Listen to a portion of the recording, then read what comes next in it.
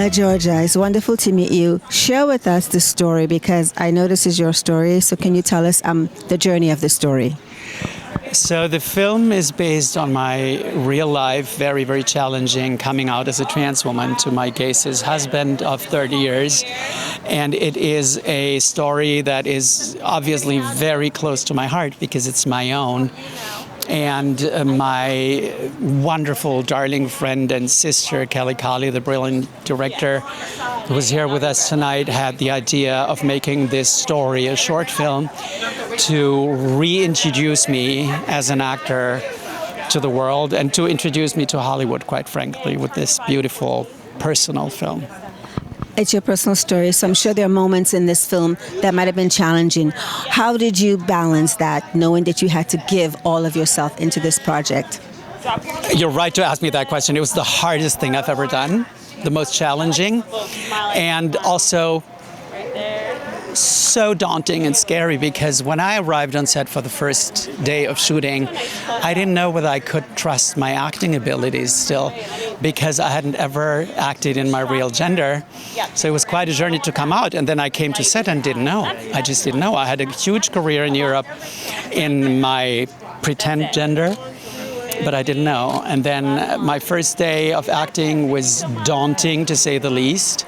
And then the second day, I had my beautiful, stunning, generous scene partner, Jazelle, who plays my bestie in the film. And she literally opened her heart to me and gave me back my trust in my own acting abilities. What are you hoping this film will say or make us come away with? If it would anything that you want that to be, what would it be? So first of all, I'm hoping that people see that it's never too late to come out. There's no date of finally finding yourself, and being true to who you really, really are inside. Second of all, obviously, in the current world situation, it is more important than ever to tell any kind of queer stories, and specifically trans stories, because trans people are really not well off right now in the whole world situation. So yes, it's some kind of activism. Now, you did mention you learned about yourself in terms of your acting craft, that you could do it. Was there something else you learned from doing this project that you took away on a personal note? Yes, I took away that an incredibly mixed cast, incredibly diverse, incredibly loving cast can make miracles happen. This was a film about me stepping into my womanhood, and it turned out that every head of department was female, and most other crew members were also female. So I learned that when you know where you're going, what story you're telling, and how you're doing it, you will find the right people to do it with, and then get this magical little result that we have now. Beautiful. But before you leave, looking so stunning, social media, so fans can follow you and find you. And how can they watch this project? If they haven't seen it, where would they look for it? So this is a private preview premiere, so this film hasn't been published yet. We have our world premiere at ABFF, the American Black Film Festival in Miami in June. We then have been invited to another huge festival that I'm not allowed to talk about yet.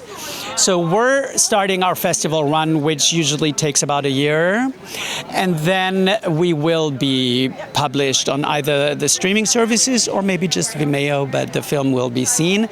Also, just follow me at La Georgia on Instagram or at LL Film, also on Instagram, to get updates on where to watch our film. Thank you so much, Georgia, and you look beautiful, and enjoy your evening. Great. Thank you. So tell us the role you play in this film. Tell us about that. I play Elle's husband, and well, there's the answer to that question. So how did you manage to play Elle's husband? Let's talk about that journey for you. What was it like being in this film? Well, I really responded to his script. This is a very unique script because at a time like we're in right now, where we have now started, hopefully, to integrate the fact that over the last decade, we have become aware of people's fluid and or changing genders, sexuality, identity of themselves, what marriage looks like. All those things there's a wider spectrum of them than we ever imagined.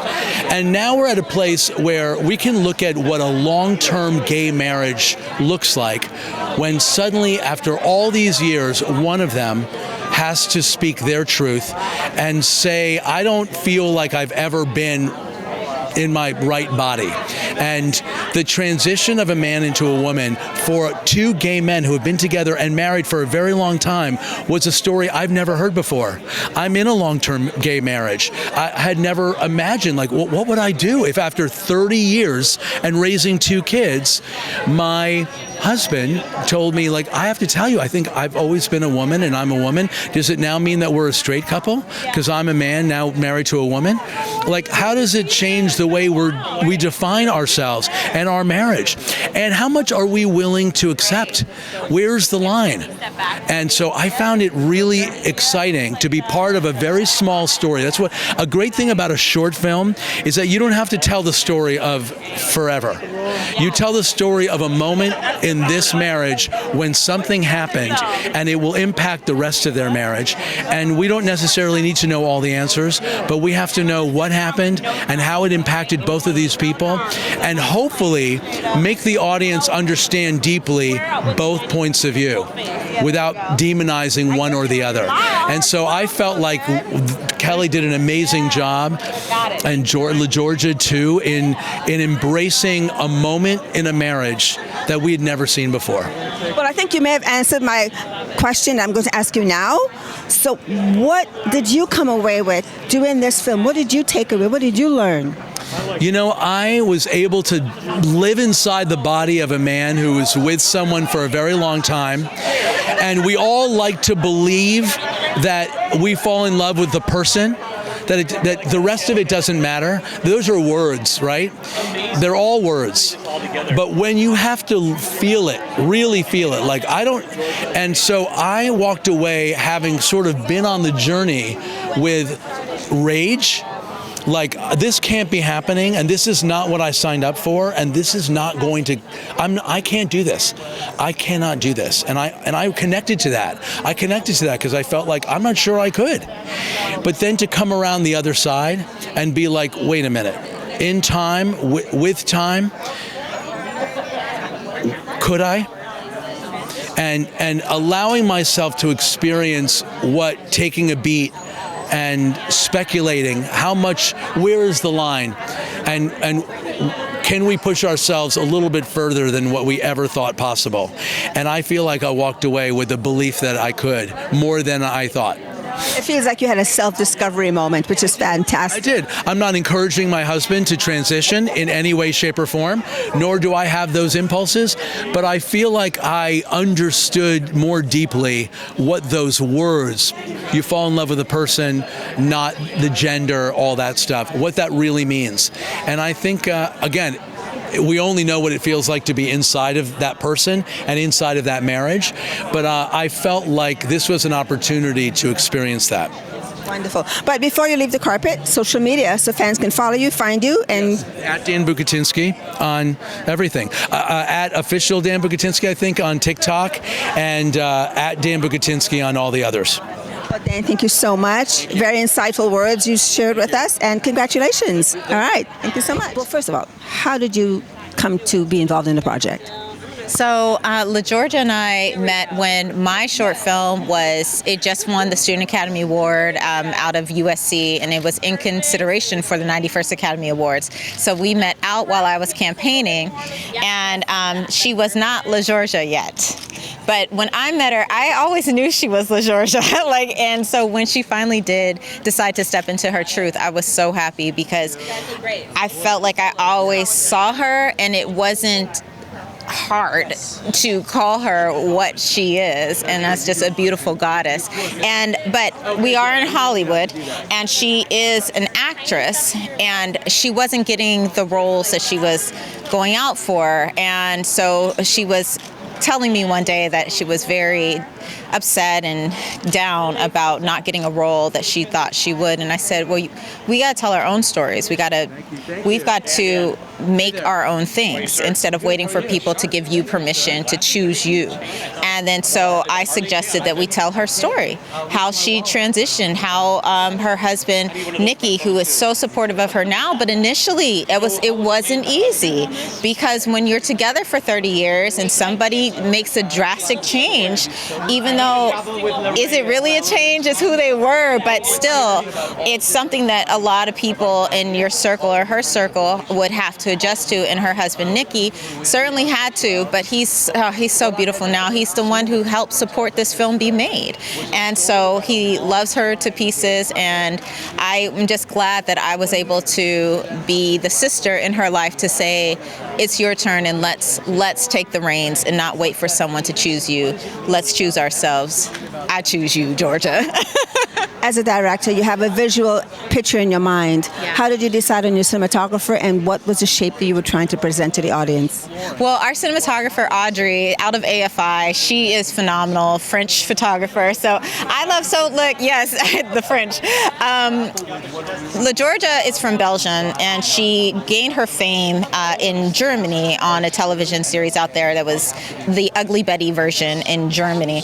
And I just knew there's a different type of style that Europeans film like, and in fact the format is 1.66, and that's the old it's funny, we're at Paramount building, it's the old Paramount style, and while we have moved on to 1.85 and larger screen, European films tend to stay that way, so I wanted to stick to her origins out of Europe, who she really is. We were speaking German in it, and then we had Audrey, who was phenomenal with her vision in the way this had this old Palm Springs feel with this touch of Europe. Ooh, I like it already. I cannot wait to see it.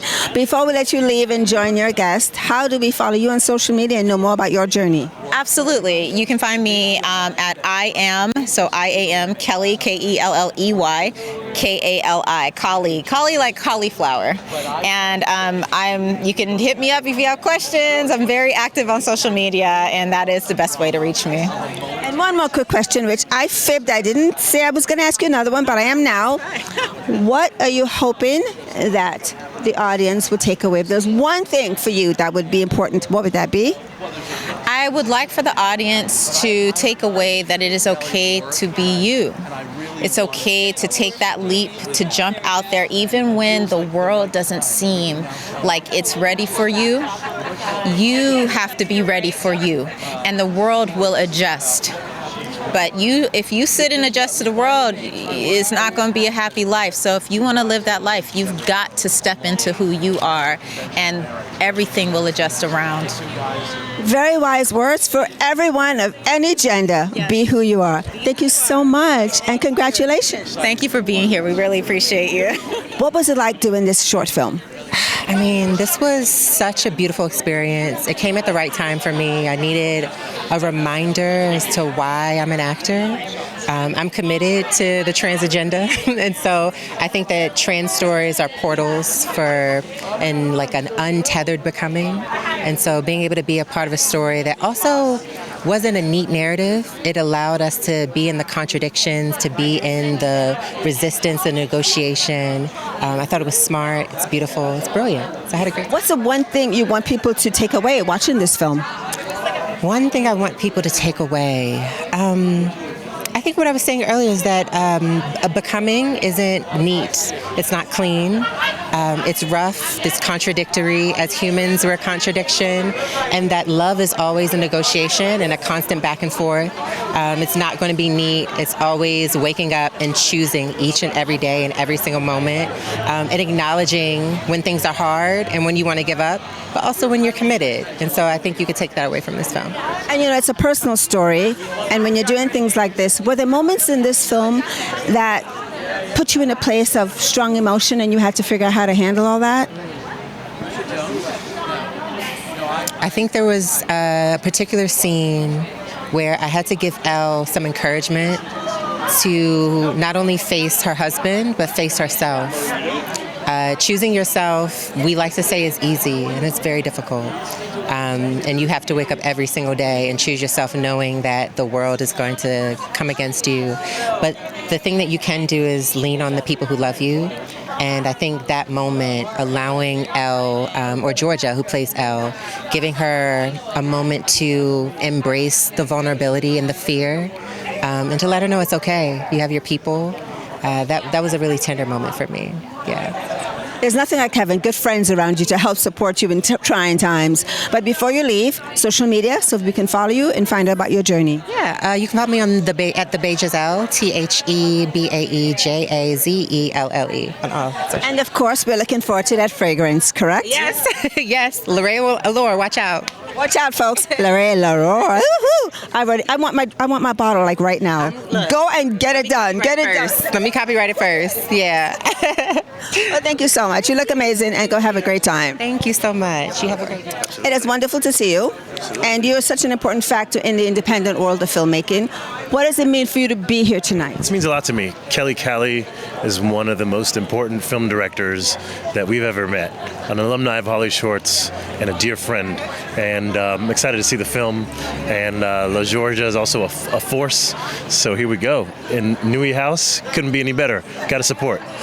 But you have always been such an icon for this business. No, you have been. And what you've done, how you've brought independent film going forward. What are some of the things you want to see more for the independent film world? Togetherness. You know, it's a challenging time. Right? I just spoke with a friend of mine, and she's in production. She says normally she gets 5 jobs every month. Right now it's just 1. So the only way we can change that is attending more festivals, collaboration together, and us determining our own destiny. Maybe figuring out some distribution, some new distribution channels. I think that will help create more opportunities for films to be seen. And so togetherness and collaboration and maybe some more distribution. And stories like this, talk about stories like this and what it means for your company to help promote these kinds of films. Absolutely. Always looking for incredible, groundbreaking stories that push the envelope, that tell stories that you don't see every day, and great ones. And so this is that. And I'm going to lie and cheat, and I've actually seen the film already, and I love it. Social media, everybody can find you, and the film festival and all the things you do. Social media. Absolutely. Social media, Instagram, I am Theo Dumont, and our film festival is at HollyShorts, also at Alta Global Media. And there you go, and that's the man when it comes to independent films. So remember who he is, everyone. Okay, Theo. Goodbye. Thank you, baby. Ariel, how did you get involved in this project? So Georgia and Kelley have both been really close friends of mine for a long time. I met La Georgia when I cast her in my very first student film at the American Film Institute. I'm a director. I cast her in my film, and then we became really close there, and then she introduced me to Kelley, and I sort of got enveloped into this lovely family of filmmakers. And so when they, started this project, they looped me in immediately, and I wanted to just jump in as much as I could because I really believe in the story. As a trans person myself, I really believe in telling authentic and powerful trans stories. So I knew I wanted to be involved and help out however I could. How important is it even more today to do stories like this? Yeah, we're seeing, unfortunately, with this administration that trans stories are being erased altogether. And so it's more important now than ever that we stay true to our voices and we make sure that our voices are told and that we're the ones that are telling them. So that's what this film and all the films that I work on are about. What do you hope that the audience will take away when they see this film?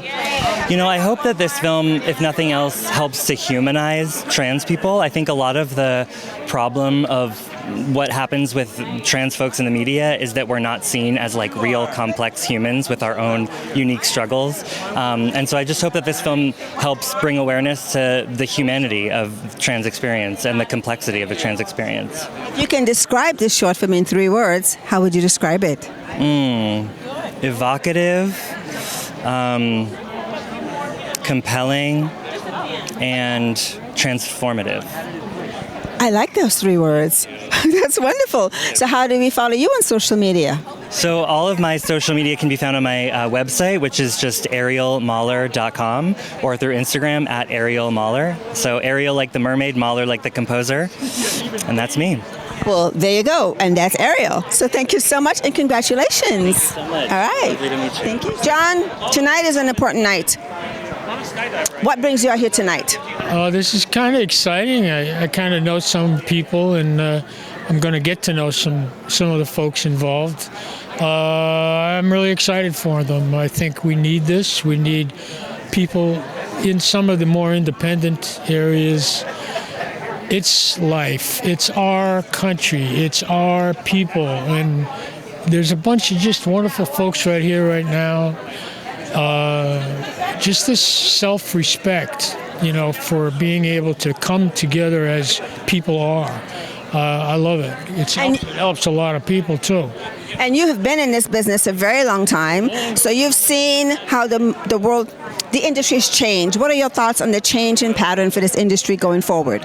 Well, I think there's so much change that people do not understand, don't know how to change themselves because they don't want things to be happening the way they are, whoever they may be.